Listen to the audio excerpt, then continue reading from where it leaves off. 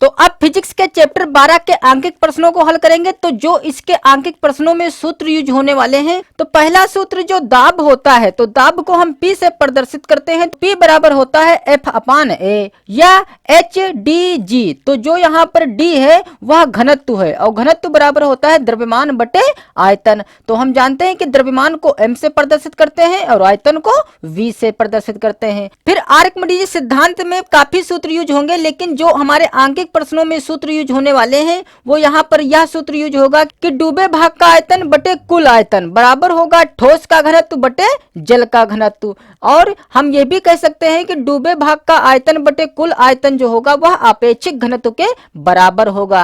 Archimedes सिद्धांत पर और भी सूत्र आधारित है, जिसको हम बाद में सीखेंगे जब उस पर आधारित कोई प्रश्न आ जाएगा यहाँ पर। ठीक है, तो यहाँ पर पहले सवाल में कह रहा है कि यदि एक लड़के का द्रव्यमान 40 किलोग्राम है, इसके प्रत्येक पैर के तले का क्षेत्रफल 20 सेंटीमीटर स्क्वायर है, लड़के द्वारा पृथ्वी पर आरोपित दाब ज्ञात करना है हमें जब वह एक पैर पर खड़ा हो और जब वह दोनों पैरों पर खड़ा हो। तो देखिए जो दाब P होता है वह किसी वस्तु के बल बटे क्षेत्रफल के बराबर होता है, अर्थात जितना क्षेत्रफल कम होगा उतना ही दाब ज्यादा होगा और जितना क्षेत्रफल ज्यादा होगा उतना ही दाब कम होगा।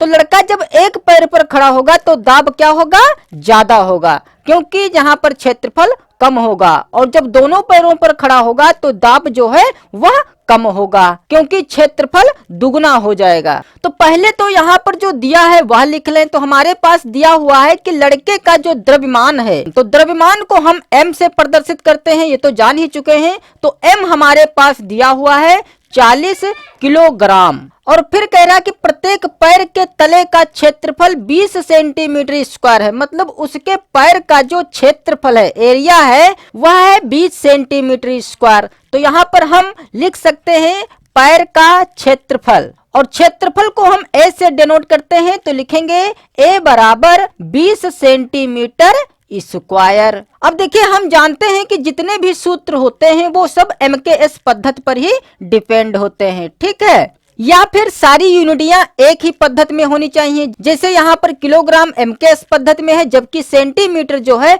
वह CGS पद्धति में है। तो दोनों यूनिटियां अलग अलग हैं, इसलिए जो यह CGS पद्धति है इसे पहले हम MKS पद्धति में कन्वर्ट कर लें। तो जो यह 20 सेंटीमीटर स्क्वायर है, पहले तो हम इसे मीटर बना लें, क्योंकि MKS पद्धति में सेंटीमीटर को हमें मीटर बनाना पड़ता है। तो जब हम इस सेंटीमीटर को मीटर बनाएंगे तो हम जानते हैं कि 1 मीटर में 100 सेंटीमीटर होते हैं, और सेंटीमीटर मीटर से छोटा होता है, इसलिए हम भाग कराएंगे, और भाग कराने के लिए हमें 100 नीचे रखना पड़ेगा। और हम ये भी जानते हैं कि यदि भाग नहीं कराना चाहते हैं तो हम गुणा भी करा सकते हैं, किससे, 10 की घात -2 से, क्योंकि जो बटे में यह 100 था, इस 100 को हम 10 की घात 2 लिख सकते हैं, और जो यह 10 की घात 2 है ऊपर लेकर जाएंगे तो माइनस की घात 2 हो जाएगी। ठीक है, तो यहाँ पर हम मीटर लिखेंगे। ठीक है, और यहाँ पर एक चीज देखिए कि ऊपर स्क्वायर भी लगा है, इसलिए इतने को हम ब्रैकेट में रखेंगे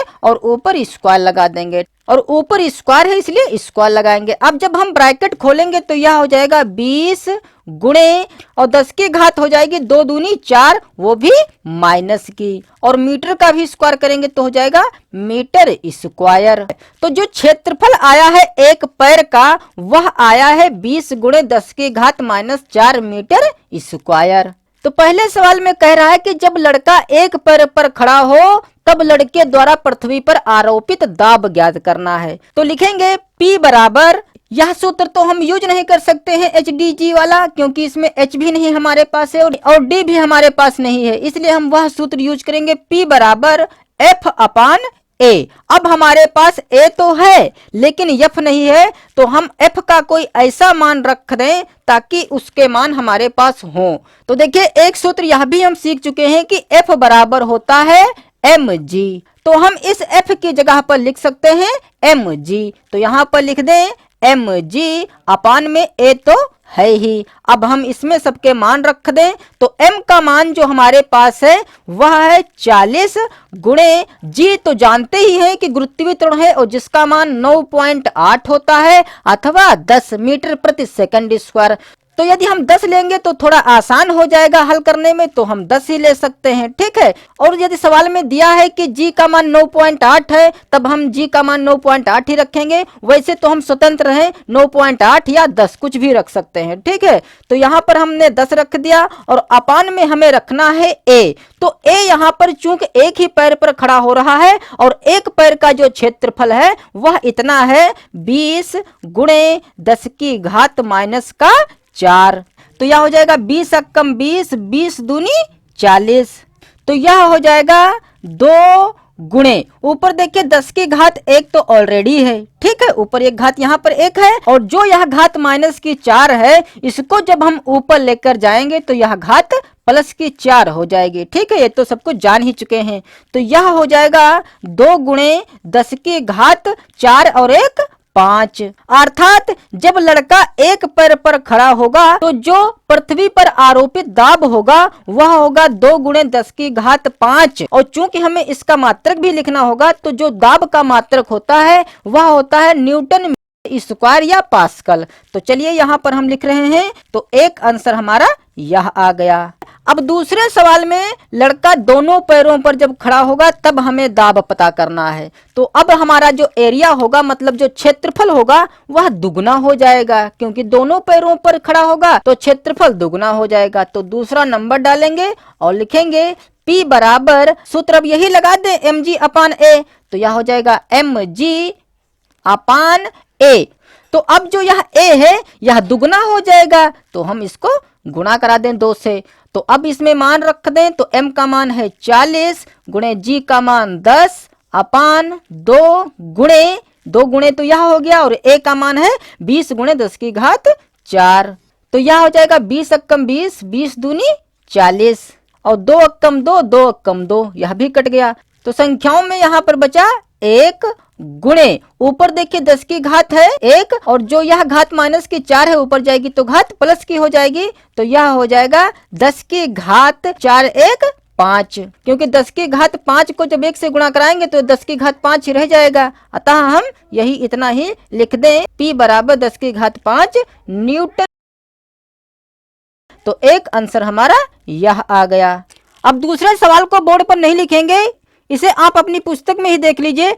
कह रहा है कि एक बांध की गहराई 200 मीटर है, इसकी तली पर जल के दाब की गणना करो। जल का घनत्व दिया है 10 की घात 3 किलोग्राम प्रति मीटर क्यूब, और जी का भी मान दे रखा है 10 मीटर प्रति सेकंड स्क्वायर। तो लिखेंगे दिया है, तो जो दिया है पहले तो वह लिख लें। तो कह रहा है कि एक बांध की गहराई, तो गहराई का मतलब हुआ h, ऊंचाई या गहराई को हम h से ही प्रदर्शित करेंगे। तो h दिया हुआ है 200 मीटर, और फिर कह रहा है कि इसकी तली पर जल के दाब की गणना कीजिए, अर्थात हमें P का मान ज्ञात करना है। और फिर जल का घनत्व दिया है जिसे हम D से डिनोट करते हैं।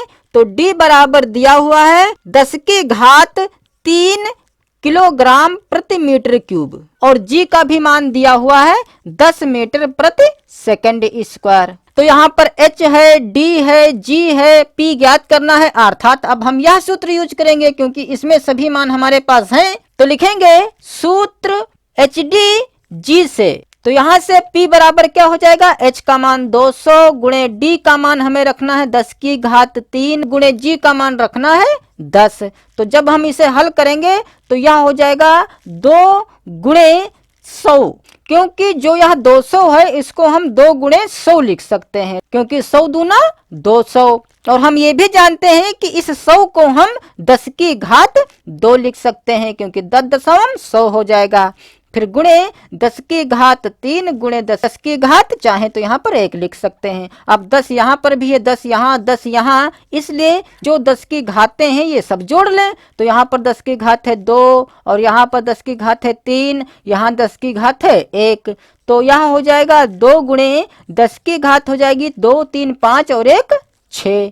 तो चूंकि यह P का मान आया है अर्थात इसका जो मात्रक रखेंगे वह, तो यह भी हमारा आंसर आ गया। अब तीसरा सवाल भी आप अपनी पुस्तक में ही देखिए, कह रहा है कि एक बर्तन में द्रव भरा है जिसका घनत्व 1.2 ग्राम प्रति सेंटीमीटर क्यूब है। यदि बर्तन की पेंदी पर द्रव का दाब 4.8 गुणे 10 की घात 3 न्यूटन प्रति मीटर स्क्वायर हो तो बर्तन में किस गहराई तक द्रव भरा है। जी बराबर दिया है 10 मीटर प्रति सेकंड स्क्वायर। तो तीसरे में कह रहा है कि एक बर्तन में द्रव भरा है जिसका घनत्व, तो घनत्व को हम डी से प्रदर्शित करते हैं, तो डी बराबर दिया हुआ है 1.2 ग्राम प्रति सेंटीमीटर क्यूब। और कह रहा है कि यदि बर्तन की पेंदी पर द्रव का दाब अर्थात P दिया हुआ है, तो P बराबर दिया हुआ है 4.8 गुणे 10 की घात 3 न्यूटन प्रति मीटर स्क्वायर, और G का मान दिया हुआ है 10 मीटर प्रति सेकंड स्क्वायर। तो G बराबर 10 मीटर प्रति सेकंड स्क्वायर। तो देखिए यहाँ पर जो G का मान दिया हुआ है यह MKS पद्धति में है, P का भी मान MKS पद्धति में है, लेकिन जो यहाँ पर यह D का मान दिया हुआ है यह MKS पद्धति में नहीं है। तो पहले तो हम इसे MKS पद्धति में बना लें, जो यह ग्राम है इसे किलोग्राम और जो यह सेंटीमीटर है इसे मीटर बना लें। तो लिखेंगे D बराबर 1.2 ग्राम, इस प्रति को हम जानते हैं कि बटे में लिख सकते हैं इस प्रकार से, ठीक है, और जो यह सेंटीमीटर है इसको नीचे कर सकते हैं। तो जब हम इसे MKS पद्धति में बनाएंगे तो यह इस प्रकार से हो जाएगा 1.2 गुणा कराएंगे हम, क्योंकि यह ग्राम है और ग्राम से हमें बनाना है किलोग्राम, ठीक है, मतलब छोटी इकाई से बड़ी इकाई बनाना है। तो हम जानते हैं कि 1 किलोग्राम जो होता है वह बराबर होता है 10 की घात 3 ग्राम के। तो चूंकि ग्राम से हमें किलोग्राम बनाना है तो जो यह 10 की घात 3 है उठाकर जब हम इसको इधर लाएंगे तो 10 की घात माइनस का 3 हो जाएगा। तो या तो हम 10 की घात माइनस के 3 से गुणा करा दें या 1000 से भाग करा दें, बात वही हो जाएगी, ठीक है। तो इस ग्राम की जगह पर अब लिखेंगे किलोग्राम, और जो यह सेंटीमीटर है इसको हमें मीटर बनाना है, तो सेंटीमीटर को मीटर बनाने के लिए भी हमें भाग कराना पड़ेगा। तो 1 मीटर में जो सेंटीमीटर होते हैं वो होते हैं 100, जिसे हम 10 की घात 2 लिख सकते हैं सेंटीमीटर, और सेंटीमीटर से जब मीटर बनाएंगे तो 10 की घात माइनस के 2 से गुणा करा देंगे अथवा 100 से भाग करा देंगे, ठीक है, तब भी बात वही रहेगी। तो हम यहाँ पर लिखेंगे 10 की घात माइनस का 2 और इस सेंटीमीटर की जगह पर मीटर लिखेंगे, और चूंकि यहाँ पर क्यूब है इसलिए सबको बंद करके उस पर क्यूब लगा देंगे। तो जब हम इसको थोड़ा आगे और बढ़ाएंगे तो यह हो जाएगा 1.2 गुणे 10 की घात माइनस का 3 किलोग्राम अपान, अब नीचे वाला ब्रैकेट जब खोलेंगे तो 10 की घात माइनस का 2 है और गुणा हमें 3 से करानी भी है, तो यह हो जाएगा 10 की घात 3 दूनी 6, वो भी माइनस का, और मीटर पर भी घात 3 लगेगी तो मीटर क्यूब हो जाएगा। तो यह हो जाएगा 1.2 गुणे 10 की घात माइनस का 3 ऊपर है, और जब हम इस घात को ऊपर लेकर जाएंगे तो यह घात प्लस की हो जाएगी, अर्थात 10 की घात माइनस का 3 ऊपर ऑलरेडी है और इसे लेकर जाएंगे तो प्लस का 6 हो जाएगा। तो यह हो जाएगा 10 की घात प्लस का 3, 6 में से 3 घट जाएगा, प्लस का 3 बच जाएगा। तो डायरेक्ट हम लिख सकते हैं 10 की घात 3 किलोग्राम प्रति मीटर क्यूब। तो जो D आया है वह आया है 1.2 गुणे 10 की घात 3 किलोग्राम प्रति मीटर क्यूब। और चूंकि हमें ज्ञात करना है गहराई, क्योंकि सवाल ने कहा है कि बर्तन में किस गहराई तक द्रव भरा है, तो गहराई या ऊंचाई को हम h से प्रदर्शित करते हैं, अतः हमें h ज्ञात करना है। तो इतनी चीजें तो हमारे सवाल में दे ही रखा है, अब हम सूत्र लगाकर h का मान ज्ञात कर सकते हैं। तो लिखेंगे सूत्र, अब यही सूत्र लगाएंगे क्योंकि सब कुछ हमारे पास दिया हुआ है, h यहाँ से ज्ञात करना है। तो लिखेंगे P बराबर, तो देखिए चाहे तो इसी सूत्र से हम h को इधर रख सकते हैं क्योंकि हमें h का मान ज्ञात करना है, तो h को हम इधर ही रखें और बाकी सारी चीजें बराबर के उस साइड में रख दें, ठीक है। या हम मान रखकर भी बाद में h का मान ज्ञात कर सकते हैं या यहीं से h का मान निकाल लें। तो यदि यहाँ से h का मान हम निकालें, क्योंकि P बराबर होता है HD G, तो यहाँ से h बराबर क्या हो जाएगा, यदि h को यहीं रोक दिया जाए तो जो d और g है यह गुणे में है, इधर आएगा तो बटे में हो जाएगा, तो यह हो जाएगा p अपान डी जी, और इधर से यह हट जाएगा तो इधर रह जाएगा सिर्फ h, तो h बराबर हो जाएगा p अपान डी जी। लिखेंगे h बराबर p अपान डी जी। अब इस सूत्र में हम सबके मान रख दें तो यह हो जाएगा h बराबर p का मान 4.8 गुणे 10 की घात 3 दिया हुआ है, फिर अपान में हमें रखना है d इंटू जी, तो d का मान है